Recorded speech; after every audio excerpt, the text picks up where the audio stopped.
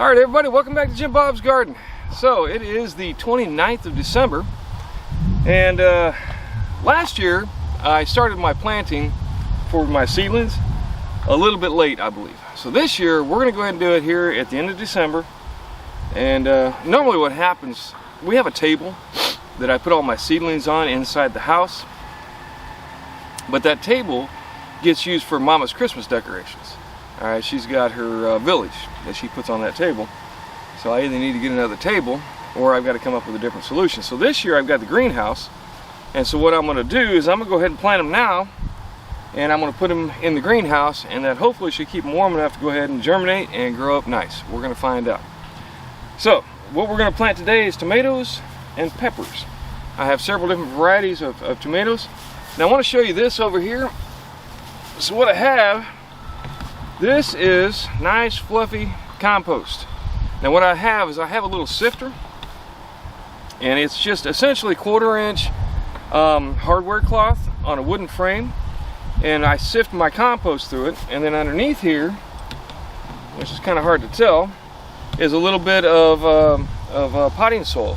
So I'm mixing the two together, about half and half, and again I ran that through the sifter. And the idea is you don't want a whole bunch of big chunks in your seed medium. Now you can buy seed medium, but I mean for, I don't know, about that much, well I don't know, a little more than that, a couple big handfuls of it, it ends up being like $5 a bag, which I think is a lot for dirt. So I would rather make my own, and so that's what this is all about. Half compost, half potting soil. Should be some nice rich soil. And you can see it's very fluffy and light, so I don't have any kind of really major sticks or chunks in it.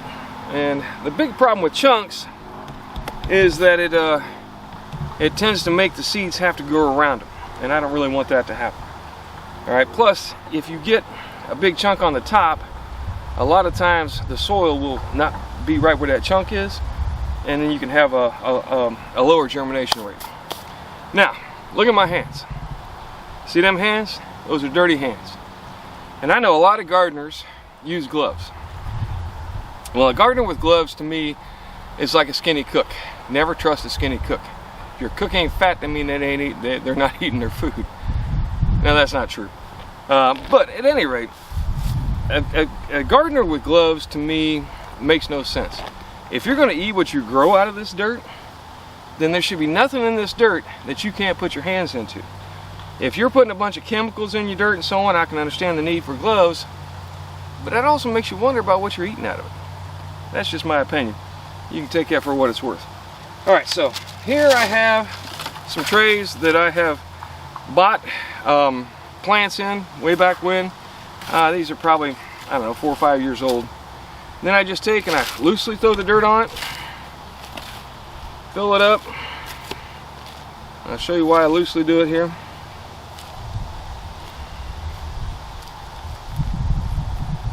Just cover it up like so, and the way I do mine is I tap it down. Alright, that gives you about 1/2 inch of room so that you can add the other 1/2 inch of dirt over the top of the seed. Alright, so let's start with our Rutgers tomatoes. Now some of these seeds are seeds that I have saved, and some are seeds that I have bought. Like the Rutgers tomato are the ones I bought. And I'll be honest with you, I wasn't too impressed with them last year, but we'll see how it goes this year. Hopefully we'll do a little better.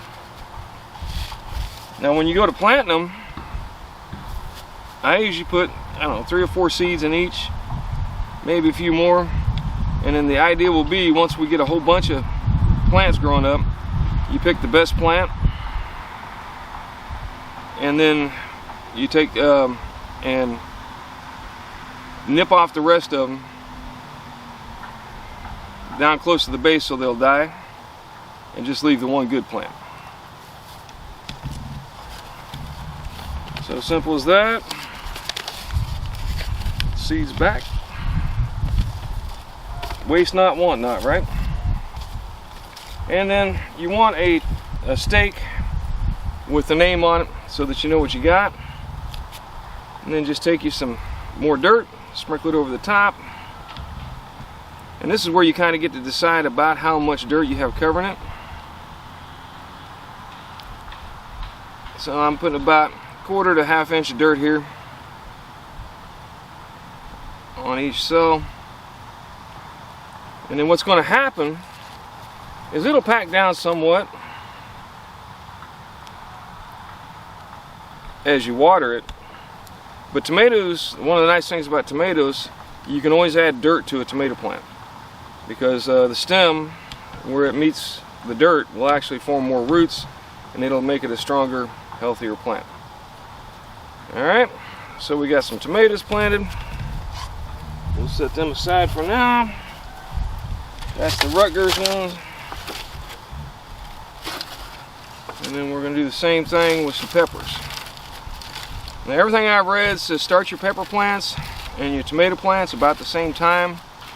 The best advice I've seen is to do about 6 weeks before the first frost.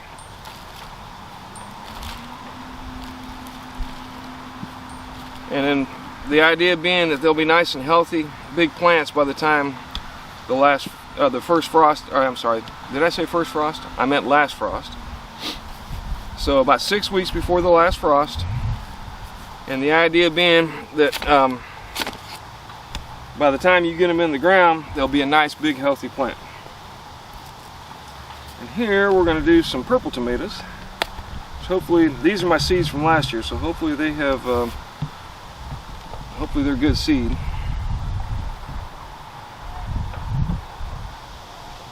Now, if you're going to do this commercially and you're going to try and sell your plants, you need to keep better track of the varieties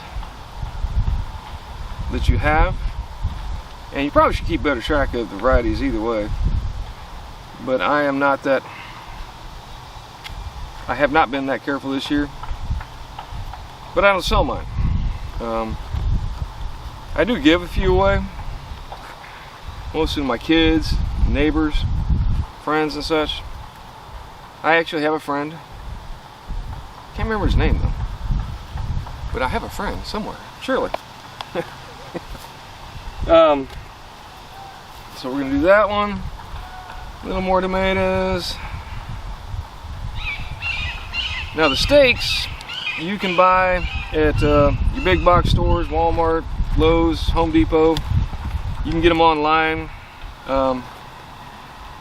After trying out several different varieties of steaks, it seems like these smaller ones seem to do the best for me. I will tell you that none of them seem to be able to hold a marker for very long.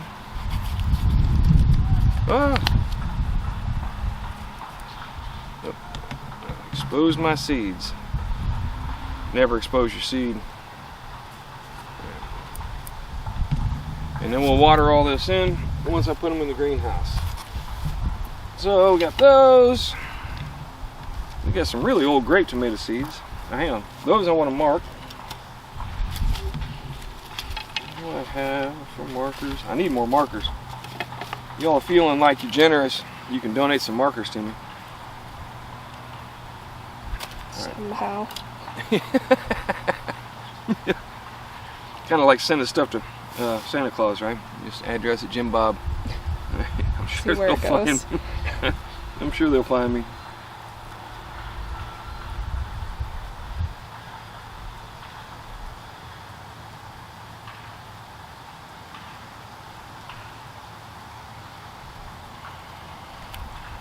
Yeah, you can just mark them and then stick them in your tray.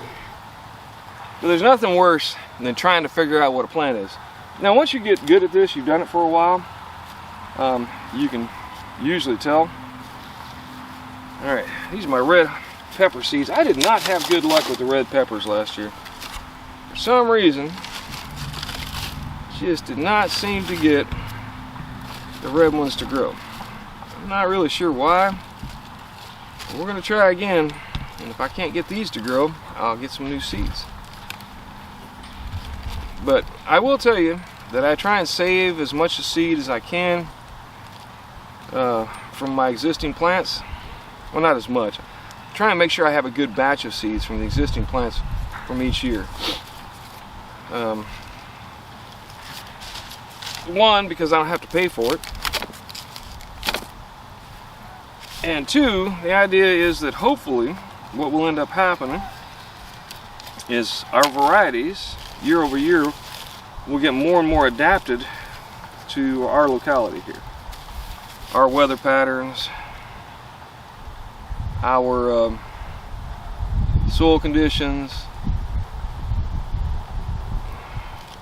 and all that good stuff.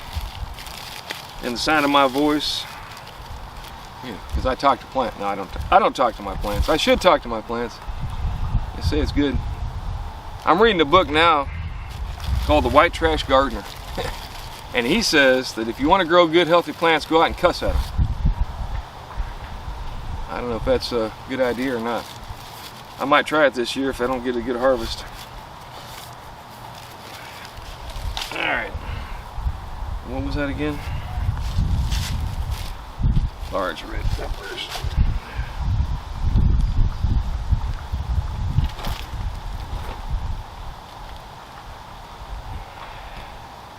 Now, it is a beautiful day out here today. Really hard to complain about days like this.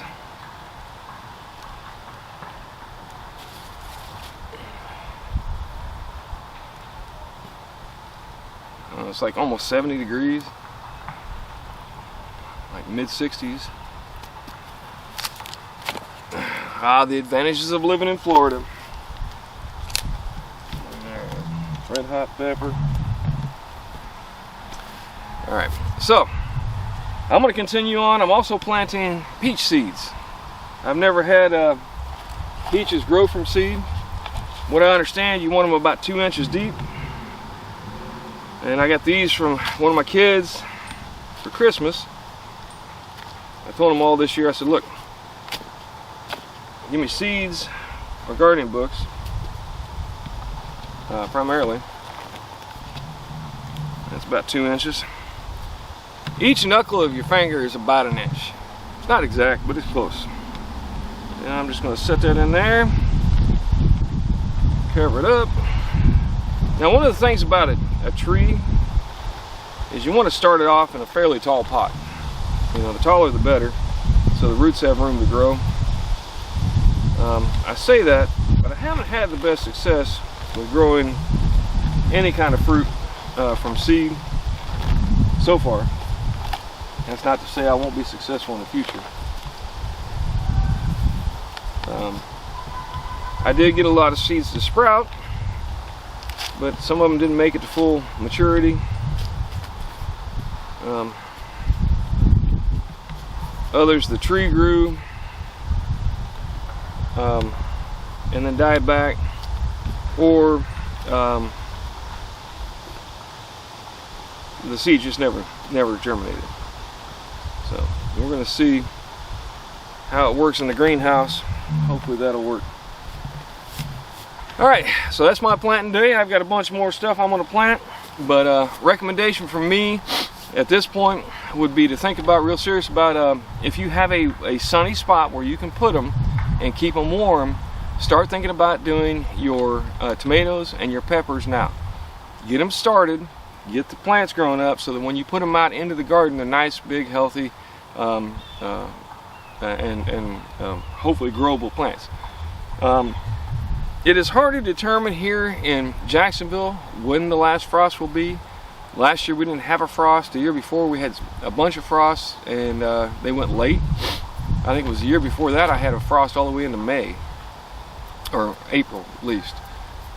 So it's kind of hard to tell, but the nice thing about it is if you use your tomato cages, you can cover up your tomatoes, and there's various other means to cover tomatoes as well. But as long as you cover them up, usually the next day it'll warm up. Alright, so thanks once again for stopping by.